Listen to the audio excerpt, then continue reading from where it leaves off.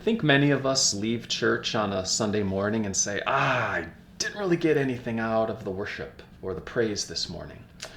Sometimes I think that's because maybe we didn't really like some of the songs. But sometimes I also think it could be because we really loved the songs.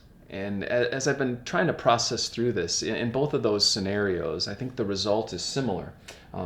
We're just often not really paying attention to the words. We might only be paying attention to the tune, which we really like, or the memories that that particular song evokes that particular morning. But we're not using the words to actually communicate with God Himself. It can actually be just a karaoke session at church for ourselves.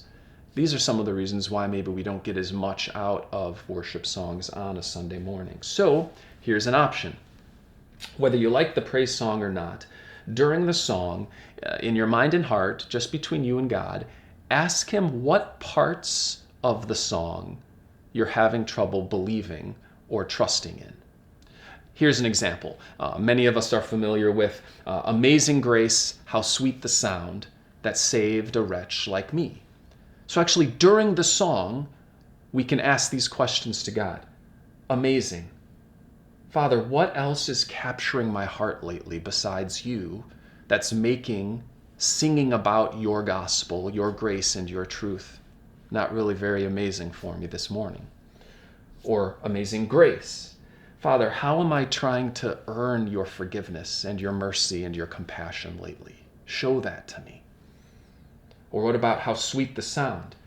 Father, how am I failing to hear the sound of your truth through the Bible in my daily life? What's clogging my ears? Or that last line in that chorus, that saved a wretch like me. Father, what are the ways that I'm forgetting that I'm a wretched sinner in need of salvation through the blood of your Son, not just in need of a little improvement?